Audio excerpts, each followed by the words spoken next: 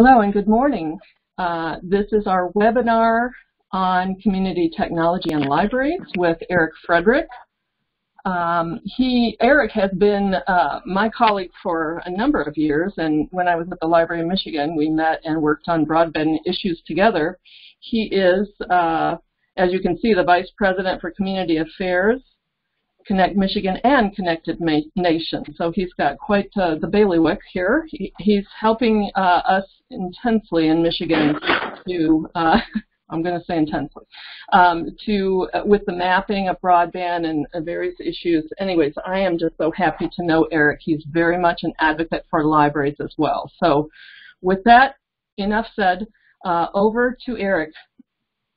All right, thank you, Cheryl. And thank you everybody for joining us today to talk about a topic that I'm passionate about, and that is community technology, broadband, and the role of libraries and all of that. Hope everybody can see my screen. If you can't, throw a note in the chat window.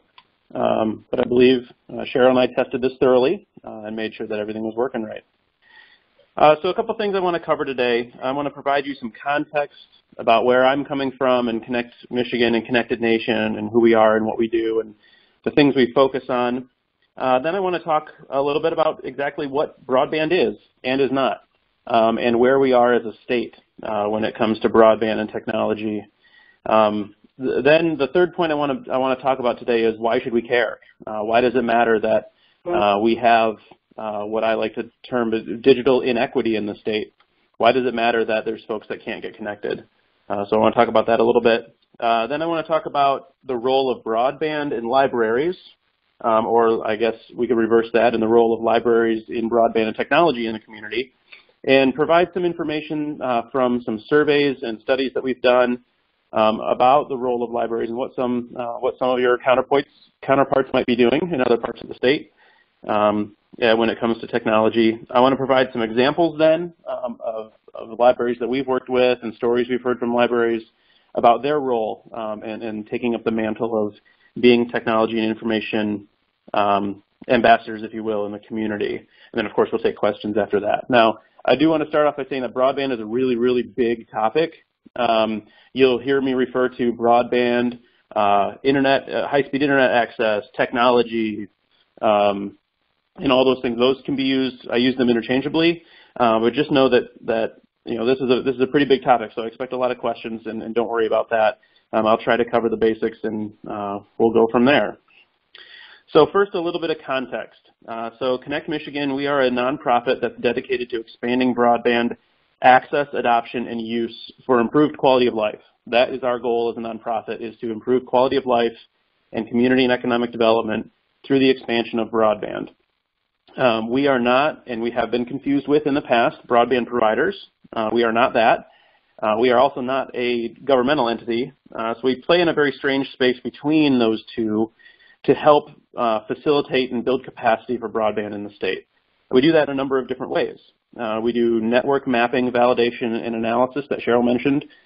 So we've been mapping broadband in the state since 2010. We try to work with all broadband providers in the state to get their coverage information so that we can help policymakers and communities and others make better decisions about where broadband needs to be expanded, so we can shine the light on the holes, if you will, in the state.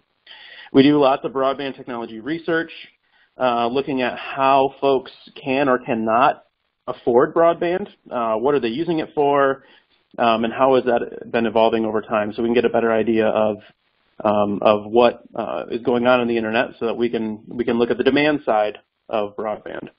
We do lots of local, state, and national policy analysis and capacity building. We used to host the Michigan Broadband Conference. We did that from 2013, 14, and 15. We don't have money for that anymore, but it was a good example of how we can bring folks together, a very diverse group of folks together to talk about broadband and technology in the state. Connected Nation, which is our parent nonprofit organization, has worked in 14 states during the federal state broadband initiative, which was funded by the National Telecom and Information Administration. So we have not just resources in Michigan, but we also have broader resources at a national level that we then bring to Michigan to support broadband technology activities here. And then one of the core programs that we operate is called our Connected Community Engagement Program. And that's an effort to work with local communities, usually counties or sub areas of counties, to help analyze, assess, and plan for broadband expansion, again, at that local level. Because we recognize that's where a lot of work gets done, is locals getting together and working to solve their problems that way. I mentioned 3 words earlier, and these 3 words are really critical when it comes to how we analyze and look at broadband. So we look at broadband technology: access, adoption, and use. Those 3 things, and it's kind of a a spectrum, if you will, where access is the physical connection to high-speed infrastructure. So these are the connections folks make at home, at their work, at school, at libraries, at other institutions. That's the physical connection to the infrastructure. That's the technical side of it. Then we also look at adoption. So we want to make sure folks recognize the value of broadband and the internet and subscribe to it and use it at home, work, or at other public institutions. And then we look at the use. So we look at digital literacy skills. We look at various applications that different entities in the community can leverage to improve quality of life and community and economic development. So it's a whole spectrum, and you can't adopt without having access to it, and you can't use it without adopting it. So there is a little bit of a hierarchy there. But another way to think about these 3 words is that access is the supply, and adoption and use is demand. So we look at both sides of that equation in order to raise all the ships in our state when it comes to technology. So let's talk about what it is and where we are with broadband in the state of Michigan. And as I say on here, it's more than just pipes and Wi-Fi. So let's talk about what is broadband, just so we can all be on the same playing field. So I don't really like the term broadband. It's a single word that sometimes immediately puts up a wall in people's minds when it comes to talking about this topic. But really, it's just referred to, it's just high-speed internet. That's all we're talking about. And really, unless you're using a dial-up connection, you have broadband. If you have internet and you don't have dial-up, you have broadband. That's pretty much how we can sum that up. Although when we get into a little bit more detail in this, there really are 2 types of broadband service. The first is what we call fixed terrestrial broadband, and that is any type of service that's designed for stationary use with a signal that stays on Earth. And that point's important, and I'll get to that in a second. So these fixed terrestrial broadband technologies include cable, so your Comcast, your Charter. You might have a small cable company that offers internet wherever you are. That's cable broadband. Fiber optic, so a fiber connection, which there's been a ton of buzz about in the news about Google Fiber, and in Lansing we have Lightspeed. In Detroit there's Rocket Fiber. So those are fiber optic connections to the home. There's DSL. So DSL is over the phone line. So AT&T, Frontier, CenturyLink, and then we also have a number of smaller mom and pop phone companies in the state that offer DSL broadband service. And then the last type of fixed terrestrial broadband is called fixed wireless. And this is where we're going to start to muddy terms a little bit between fixed broadband and mobile broadband that I'll get to in a second. But fixed wireless is a service that is designed for stationary home use, but it does use a wireless signal. And that's typically found more in rural areas where when household density drops off and it gets more expensive to run a single cable or a enhanced telephone line to every single home, fixed wireless can help solve that issue by lowering the cost of constructing a tower and putting equipment on that tower to serve a wireless stationary signal to those rural homes. So those are the 4 types of fixed terrestrial broadband. The other category of broadband service is mobile broadband. And mobile broadband, as probably most of you are familiar with, is for your smartphone or for your analog phone if you have one still. And those are the big wireless companies that you see ads for battling it out on TV: AT&T, Verizon, T-Mobile, and Sprint. We actually have 2 others in the state, 2 smaller companies that still do mobile broadband that are independent of those 4 big ones. But it's wireless service that's designed for continuous use on a portable device. So that's the difference, is mobile is portable, fixed is stationary. So some folks, as we've seen in rural areas, might have to rely on mobile broadband for their home connection. Some of you may have to rely on that, depending on if you live in a rural area or not. So that's where the lines get blurred a little bit between those two things. But really, the FCC, at least in their last report, treats these two technologies differently, but they are equally as important in the lives of consumers, businesses, and institutions. So when I said fixed terrestrial broadband, we distinguish it that way because satellite we do not include as a fixed terrestrial signal. Satellite internet is available in most rural areas, and it's often a last resort option for service when there is nothing else. The biggest issue with satellite is that you can't change the physical distance between someone's home and outer space where the satellites are located. And so there's many issues dealing with latency. Satellite providers usually have data caps, monthly data caps on their service, just like mobile broadband does. So there's a number of issues with satellite when it comes to home internet service. So we don't consider that a viable option for home service for our mapping purposes, for any of our statistics or calculations. When we talk about broadband, we usually talk about speed, and I'll get into speed here in a second and then again on the next slide.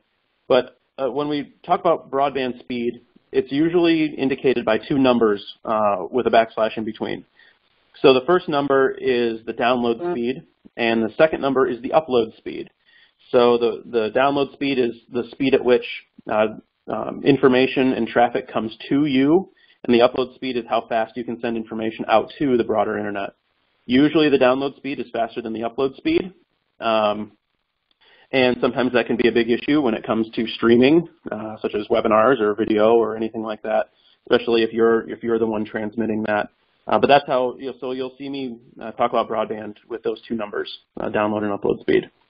On the right side of this slide, I provided a comparison between different speeds of broadband. This is just download speed, so we're kind of ignoring upload speed here at the minute. But the blocks represent the time it would take to download an album from, let's say, an online retailer like iTunes or Amazon or whatever service you might use. It's a typical 70 megabyte album. On a dial-up service, which we probably all remember from long ago, hopefully long ago for most of you, it would take about 4 hours to do that, if not longer. On a broadband connection, you can see that the different blocks are tied to different speeds. So at a 1 megabyte per second connection, it would take about 14 minutes. At 2 megabytes, 7 minutes, and then on up from there with 100 megabyte per second connection, being able to download that file the fastest, and of course, a 1 gigabyte per second connection or faster would almost be instantaneous. So speed is a big factor when it comes to how we examine broadband and how we determine where it is and where it isn't. 2 seconds. There we go. So broadband used to be a very binary discussion. Did you have it or don't you? Did you have dial-up or do you have broadband? This chart shows how the definition by speed of broadband has changed over time. So back in 2009, when Connect Michigan was formed and started, and we were tasked by the Department of Commerce to map broadband in the state of Michigan, we defined broadband as 768 kilobytes per second, so 3/4 of a megabyte per second, which is barely better than dial-up. But that's what broadband was. It was again better than dial-up, and that's what we had. And that was the way it was until 2011, 2012, when the FCC started recognizing and adopting different speed definitions for their various programs. So in 2012, we saw it jump to 4 megabytes per second. 2014, we saw them do some policy initiatives with funding for broadband at 10 megabytes per second. And then back in 2015, and since then, they defined advanced broadband as 25 megabytes per second download and 3 megabytes per second upload. So that's the definition that we work with as a standard, as something to shoot for, to make sure everyone has access to the same types of connections, no matter where they live, what their income is, or who they are. So that 25, you'll hear me say 25 by 3. and that's what that is, 25 megabytes per second download, 3 megabytes per second upload, and that is the current definition of advanced broadband from the FCC. So where do we stand then? If we're defining broadband at 25 by 3, where do we stand as a state? Well, this map shows it. This map shows household density by census block for places that do not have broadband at that federal defined speed, 25 megabytes by 3 megabytes per second. So the darker the color on this map, the more households there are that do not have access to that speed of broadband. There might be other services there that provide them internet at slower speeds than that, but again, this is the benchmark we use to start identifying problems.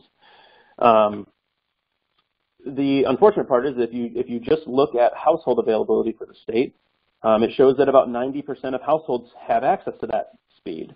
But as we can see on this map, that doesn't translate geographically at all. Of course, most of our households are located in Detroit, Grand Rapids, Kalamazoo, Battle Creek, Runyon, Lansing, Bay City, Saginaw, those areas, Traverse City area. But once you get outside those areas, that service drops right off, and you can see those holes on this map. So it's definitely a problem that we're working to solve in trying to get everybody the access to the same types of connections. We have about 175 fixed terrestrial broadband providers in the state, and you can see the distributions by type here. So we've got 21% of those providers are fiber, 26% DSL, 17% cable, and 36% are fixed wireless. That's a lot. Because again, fixed wireless work in mostly rural areas. They're smaller companies, so we have a lot of them. Like I said before, we also have 6 mobile broadband providers that serve the state in some capacity. We have the big 4, AT&T, Verizon, T-Mobile, Sprint, but we'd also have 2 others. On average, when we look at unserved areas at 25 by 3, we're looking at areas that have a household density of about 14 homes per square mile or less. So broadband is a density game. The fewer homes you have in an area, the less likely it is to be served at this speed by broadband. We also, when we look to the census, we find that about 65% of households subscribe to a fixed internet service. 11% rely on mobile broadband for their home service, and 6% rely on satellite alone. So there's many issues when it comes to the adoption of broadband, including how affordable it is. We look at awareness, we look at digital literacy, because believe it or not, there's still folks in the state that say, we don't need the internet, don't bring it to us. We still get that in talking with communities. Another aspect that we look at is competition. So this map shows where there is more competition for broadband service. So the darker the color on this map, the more providers there are in that area offering 10 megabyte per second internet. So I dropped the speed tier down to 10 by 1 for this map because when you look at competition at 25 megabytes per second, again, the FCC definition, there basically is none. The map is incredibly hard to see simply because there's very little competition in that speed tier. But here at least you can see where we've got more providers offering this particular speed tier than others in the state. At that 25 megabyte per second tier, only about 51% of households have access to at least 2 providers. And again, those are in the most densely populated parts of the state. So where is it getting better? What progress have we made? Well, this map shows where there's been improvements in broadband since 2014. So between 2014 and the map we just published at the beginning of October 2017. So these green areas that I tried to highlight here with the circles on this map show areas where new broadband service has been created since then at 25 megabytes per second. So these are places where providers have expanded to previously unserved areas. The problem with this, though, is that of all of the connections at this speed tier that have been made between 2014 and 2017, only 7% were made to households that didn't already have such a connection available from another provider. So about 2.1 million households got access to 25 megabyte per second broadband between 2014 and 2017, but only 7% of those did not already have access to it from another provider. So there's been lots of redundant building, overbuilding, competition coming into some more densely populated parts of the state, but when it comes to serving or getting connections out to unserved areas, it's been very slow. Oh, wrong way. There we go. How else is it getting better? You may have heard about some actions that are being taken by the FCC to help expand broadband. One of them is called the Connect America Fund. So the FCC's Universal Service Fund, or USF, for a long time has been subsidizing phone service to rural areas, and now those funds are being made available to expand broadband. A couple of years ago, a number of companies in Michigan accepted about $390 million from the FCC to build out broadband to rural areas. And this map shows where AT&T, CenturyLink, and Frontier have eligible census blocks for that funding to be used. So it's a big area that is hopefully going to all be served when it's all said and done, and the providers need to complete these build-outs by the end of 2020. There's a benchmark coming up at the end of this year where 40% of the connections need to be made, but we don't know what the process is going to be for reporting and validating that benchmark, but we'll be keeping a very close eye on it. So that $390 million that's coming to Michigan and being spent right now is to connect about 186,000 homes to broadband. Unfortunately, the speed that they need to be connected to is only 10 megabytes per second by 1 megabyte per second, not 25. So my biggest problem with this program is that by 2020, when all these connections are made and everybody's up and running, is 10 megabytes per second going to be the new dial-up? And according to the chart, where we've seen the increase in broadband speed over the last few years, I think it will be. I have to keep going back to that one. Here we go. All right. So the other thing that the FCC's been up to, if you've been watching the news at all, is net neutrality. I'm not going to spend a whole lot of time on this, but I will take questions about it at the end. But net neutrality is basically the idea that that all internet traffic should be treated the same, no matter what network they're on or where it comes from. And right now, that's how internet service providers are to act. It's basically, it says it on this neat little graphic here, that it's a dumb pipe model, in that the providers give us the pipe to the internet and we're allowed to do whatever we want when it comes to content and the bits and bytes that we receive and send back.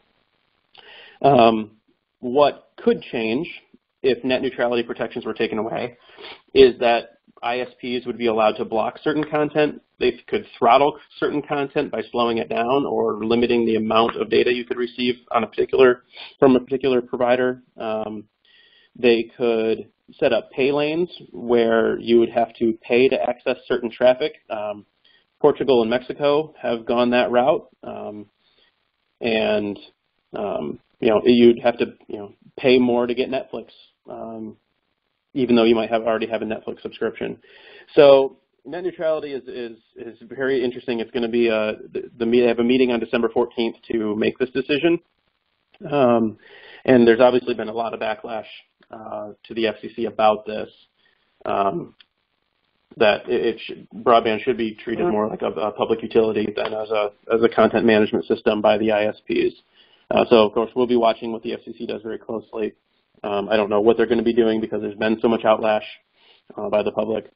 So we'll keep an eye on this. So why should we care about all these connections or lack of connections in the state, or that it's harder for low-income households to get a good connection and afford broadband? Why do we care? So through some very empirical studies, we've found, others have found, that between 2001 and 2010, in rural counties with high broadband adoption, where folks are able to get good connections, income grew faster and unemployment grew slower. In rural counties with low broadband adoption, they lost more businesses and lost more jobs in that 9-year period. It matters a lot. So we've found through our research at Connect Michigan that small businesses that use social media on a weekly basis are 3 times more likely to have recently hired and hired for more positions than businesses that don't use social media. We found that small businesses with faster internet connections tend to have higher annual revenues than those with slower connections. And we've also found that small businesses with websites have higher annual revenues and are more likely to have recently hired than those without websites. So this speaks to, the one data point here speaks to the actual connection, but the other two speak to the use. How are small businesses using that technology to sustain and grow themselves? We've also found that as the digital literacy of the public increases, so too does their digital interaction between the residents and local businesses, between residents and local government, between residents and libraries. That digital interaction, going online to do something in your community, so it improves civic engagement. We've also found that residents who don't telework typically have incomes that are 75% of that earned by those who do telework. You know, how can we leverage technology to create more job opportunities for those in the state who don't want to relocate to take a new job? How can we leverage that technology? And we also find that businesses with faster connections have a higher share of employees with advanced technology skills than those with slower internet speeds. So how can we facilitate businesses getting more tech smart and advancing themselves by getting them the opportunities that a faster internet connection can bring? All right, so that's why it matters to us. It matters for community and economic development. It matters for quality of life. It matters for access to healthcare, educational opportunities, and so on. So let's talk about then what's the role of broadband libraries with broadband and technology. How are libraries using this tech, and how are residents responding? So I have a few more data points to share with you on what we found there. So this data comes from a survey that we did among 80 libraries across the state of Michigan. And we asked them all sorts of questions about their connectivity, about their digital skills training, about the technology that they use, about their online presence. And we found that nearly 2/3 of these libraries are active on social media in some capacity. And when I say active, I mean posting and being active at least weekly. Nearly all of these responding libraries to this survey offer free public Wi-Fi. And the median download speed for those responding libraries is about 75 megabytes per second. I'll get into that in a little bit more detail in a second. All responding libraries offer internet-enabled public computers, which should be no surprise to most, that public access to information in the internet at libraries is critically important. 2 out of 5 libraries stated that they do not use E-rate or are unsure if they do or not. So E-rate is the federal program to help offset the costs of internet connectivity for schools and libraries. And I believe Cheryl has a webinar on E-rate scheduled for sometime in the very near future.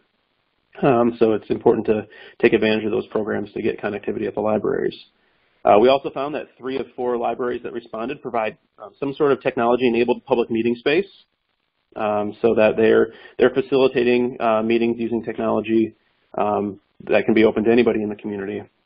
More than half of the libraries that responded provide some form of STEAM programming for youth, STEAM, STEM, STEM plus C, all the different iterations of that acronym for science, technology, engineering, arts, math, and computing, which is fantastic to see. And there's some really great examples of programs where the libraries have taken this mantle to help connect youth with different science, engineering, and math opportunities.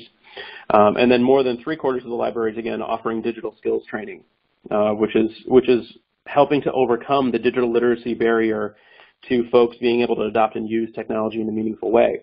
We find that sometimes this lack of digital literacy is a barrier for residents and their ability to actually subscribe to internet at their homes.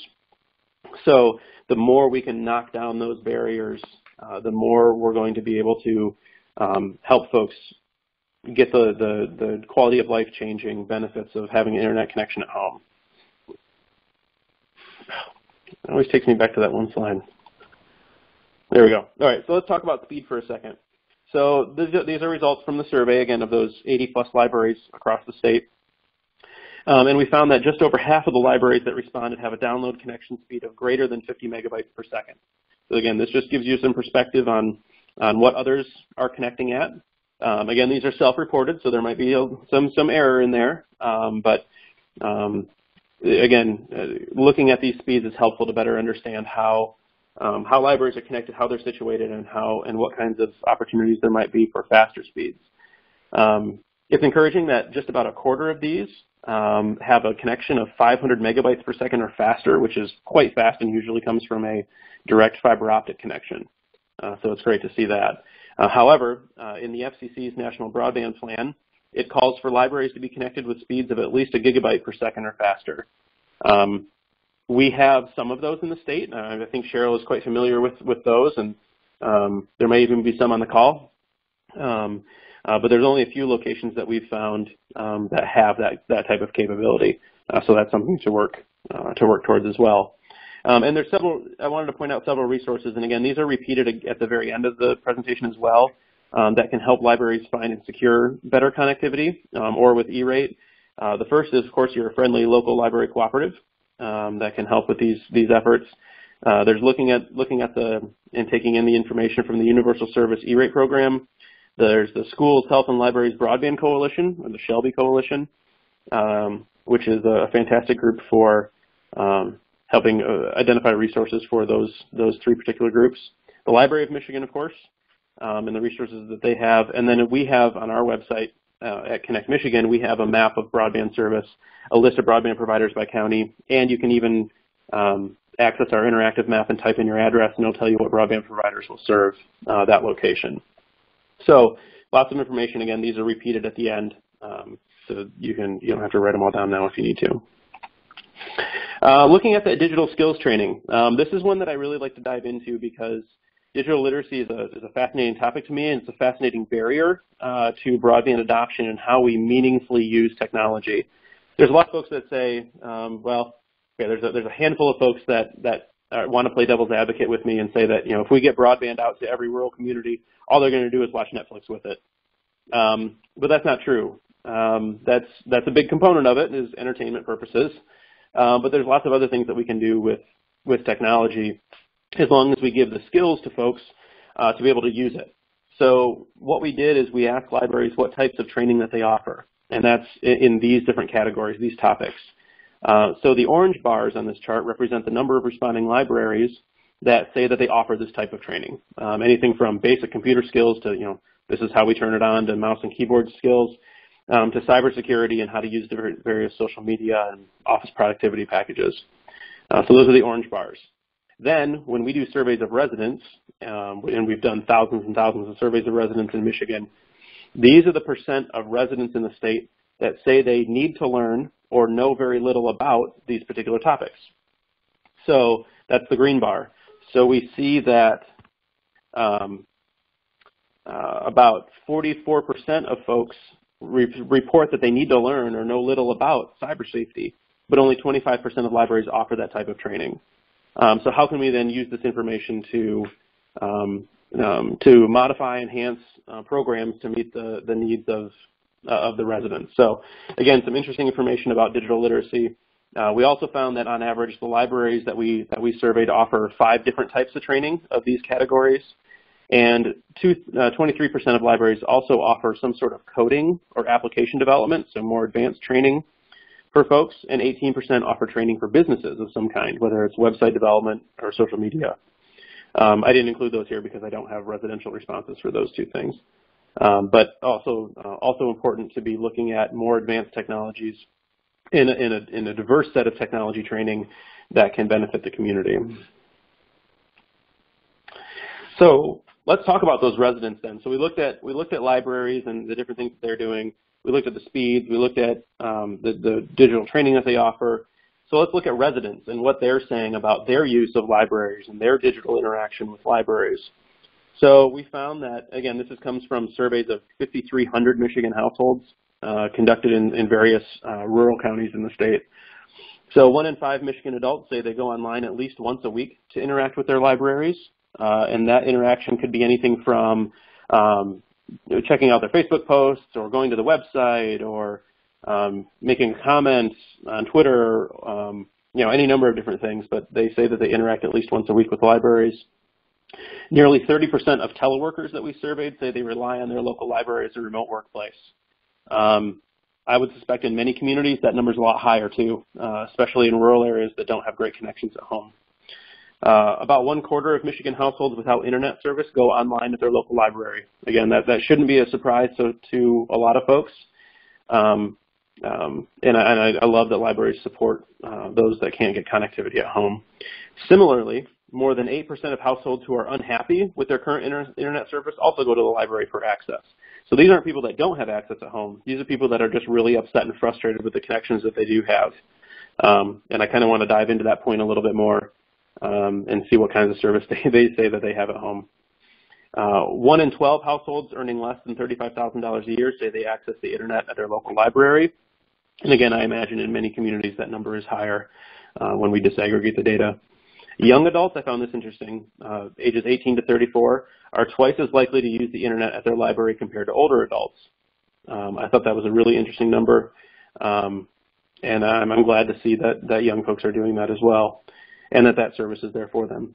Additionally, nearly 1/4 of households with school-age children digitally interact with libraries on a weekly basis. And the households with school-age children tend to digitally interact with libraries more frequently than those without children, even though they make up a much smaller percentage of the population. And residents who digitally interact with libraries more frequently tend to be more digitally literate.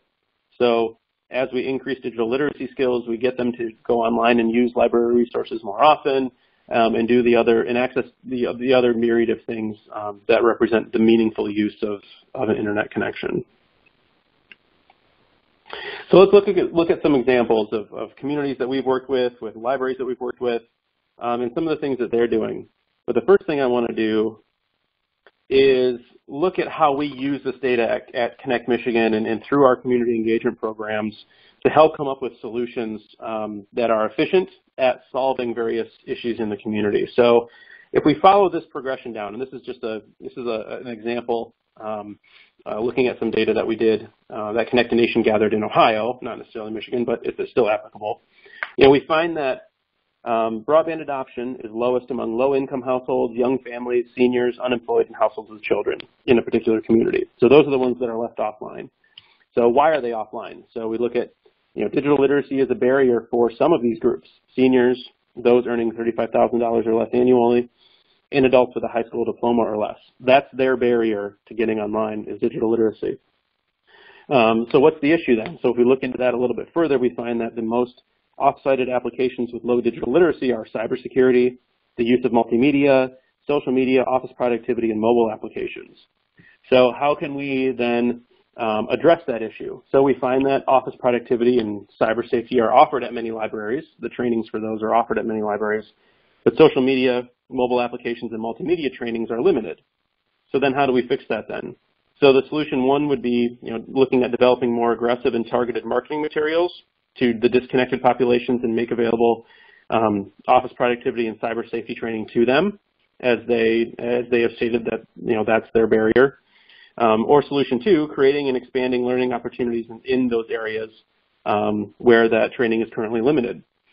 So we use the data that we gather in communities to hopefully develop more efficient solutions for solving the issues of access, adoption, and use in the community. And that's what we did or helped these communities do over the last number of years now. So these are just a few examples. So in St. Clair County, they have 11 libraries that offer computer access and, of course, digital training. And they're looking for ways to explore opportunities to support small businesses with their technology adoption and use. So that was the idea there, they've got good residential training, but now they want to expand to help small businesses use that technology to sustain and grow themselves. In Roscommon County, there's 4 libraries that provide digital training and public access, and they report that they provide training to more than 3,000 patrons annually. They used to have a program, I'm not sure if it's still going or not, called Tea and Tech, where folks could bring in the different devices that they have, and they would have trainers there to help run them through the setup of, for example, a new iPad or a new Kindle or a smartphone, laptop to really help them. And that was a very successful program. I'm not sure if it's still running or not, but I'd like to think that it is. In the Eastern Upper Peninsula, the library system there, we're working with the local schools to help implement their one-to-one device program. So the schools did a one-to-one device, I think it was a laptop program, but then of course realized that not a lot of the homes of those children had internet connectivity. So how can the library support that effort by providing Wi-Fi hotspots, extending hours, improving bandwidth to support those device programs where there's very poor rural connectivity. The Chelsea area and the Capital Area District libraries offer wireless hotspots to patrons who can take them home and have internet connectivity to those hotspots. It's a very popular thing to do right now. I'm not sure if there's any libraries on that currently do that, but I know that a number of them have looked at offering those types of services, and I think it's a very interesting and great way to help provide that connectivity to folks who can't get it at home or can't afford it at home. Mason County, they offer access to ebooks and audiobooks to patrons, particularly students, to complement the resources that are provided by schools. Again, I think there's a lot of libraries that do some of this. Again, getting access to various tools and resources, like electronic books in particular. And in Mason County, we wrote a story a year or two ago about how those resources are, again, complementing what the schools are doing with technology and potential device programs. And in Houghton County, this is a model that I'd love to see replicated in a lot of places. The library partners with Michigan Tech University there, allowing students to conduct digital training for patrons. Bringing in those young folks who know a lot about all the various devices that are out there and helping the public and their patrons with setting up those devices, getting them up and running, and the students get to be part of that community, and of course the library facilitates all of that. So another great example of libraries taking up that tech mantle. So I wanted to leave you with a couple thoughts before we get into questions on what you can do starting tomorrow to take a look at improving broadband and technology in the library, in the community, and so on. And I think the first is to examine your technology and take stock. Figure out your connection speed, figure out who provides it, figure out if you use E-rate, what access does the library provide to technology for the public, what digital training opportunities are there, and how can they improve. I know that there's lots of resources out there for things, but it definitely starts with assessing what you have and then finding the gaps in the community that could be filled there.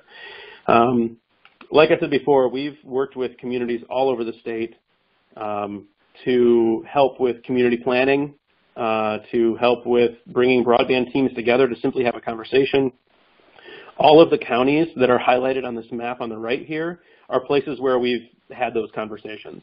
So if you're located at any of those, you can contact me, and we can help get you plugged into the local broadband leaders in that community if you're not already. Connect with service organizations, schools, and others in the community to explore opportunities for leveraging technology at the library. How could the library help service delivery from those different organizations? How could they facilitate that? Offering hotspots is a great way. And there's many other ways that I'm sure would come out of different brainstorming sessions with those different organizations. And of course, seeking resources and asking questions, which we'll open it up to here in just a second.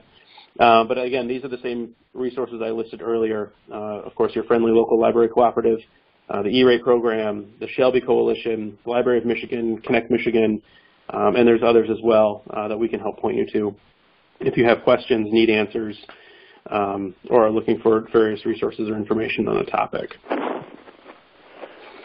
So that's all I have. Again, this is my contact information. You are more than welcome to, I don't have my phone number on there, but email me. We can chat about this all day long if you'd like, and that's what we're here for, is to be a resource. So thank you, and I think I'll turn it back over to Cheryl then. Okay, I just unmuted myself, and I am looking at the chat area and don't really see any questions except for Linda, and I wasn't really sure what her question was. I think because there's only 14 of us, I'm going to unmute everybody. How about it? And just see if anybody has a verbal question.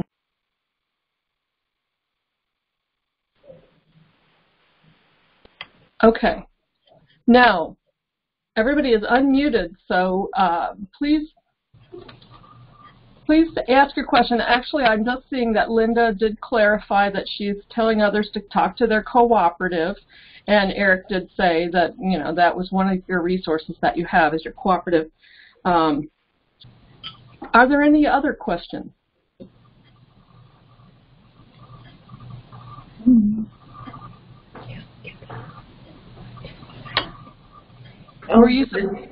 Go ahead. This is Karen over at Herrick in Holland, Michigan. The statistics on consumer usage, is there a way to break that down regionally? It's possible. Where are you from again? Holland, Michigan, so the West Michigan area. Yeah, actually, Ottawa County is included in this data, and they're actually going to have their own very detailed report coming out very soon that'll include a lot of this. And then if there's any additional information that you'd like, we definitely have a lot of data on Ottawa County usage that I can provide. Should I just email you separately to find out how I can get a hold of that? Yep, that would be perfect, and then I can get you plugged in with the other folks that have been on the team there. Thank you very much. Mm-hmm. Can you hear us? Yes. Oh, could we have those slides emailed to us? What's going to happen is that I have recorded this whole webinar, and Eric will provide the PDF of the slides, presumably, and we will post them on the website where we have archived lots of other webinars that we've been doing. And, okay. And then I will make sure everybody gets that information. Okay, thank you. Mm-hmm.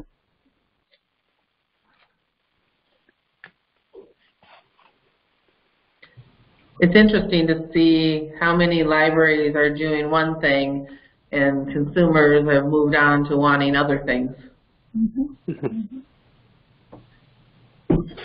Yeah, one of the stats that I look at in our community plans, it's not necessarily related to libraries, but is the number of people who say that they need to learn about cybersecurity versus the number of people who say that they're experts at online banking, which is, of course, fraught with potential fraud and information leaks and identity theft. So it's interesting to see that dynamic because there's always more people in the community that say they need to learn about cybersecurity than they say that they need to learn about e-banking. So it's kind of it seems to me that cybersecurity can be an afterthought when it comes to conducting potentially personally sensitive business or putting that information out there online. Is there a place to go to find maybe a speaker on this topic that could come into a library, or? I don't have one right at the tip of my tongue, but it's something that we could look at. I know that we've helped communities line up cybersecurity training sessions in the past. Yeah. So I can talk with my two staff and see if they've got any recommendations. That'd be awesome. So Eric, this is Cheryl, when you see a little lock box, a little lock that's locked, is that a guarantee that you're on a secure site, and what does that actually really mean, secure site? Oh boy, you're asking me tech questions. That was not fair. It's I've always felt that when you see that little lockbox up next to the URL in your browser, that you're secure. But we've also heard horror stories about how it's potentially meaningless, and how there's definitely ways to get around that now. Which is all the more reason why we need to train on cybersecurity. I guess that was really what happened for me when you said cybersecurity. Yeah. It's definitely a need. I mean, because again, just like broadband and technology change all the time, so do the potential ways for somebody to get into your system. I mean, it's not just about viruses and spam email anymore. I mean, there's a whole other host of things that can go wrong. I mean, for example, I just assume that every Christmas my credit card information is going to get stolen and I'll have to get a new card come January. Like, it's just...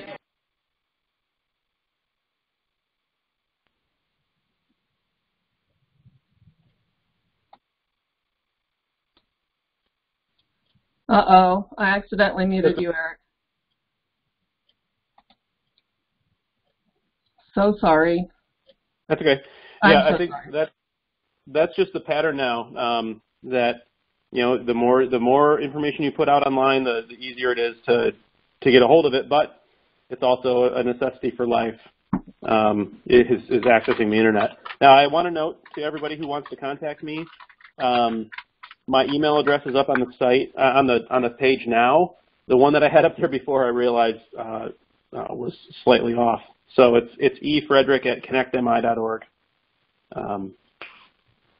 So please feel free to email me. I just wanted to make sure everybody saw that it's I recognized the typo and changed my own email address. Great. So does anyone have any more questions for Eric while we still have him on the webinar? And you can either type it in or unmute yourself individually. I had some background noise, so that's why I muted everybody and obviously muted Eric.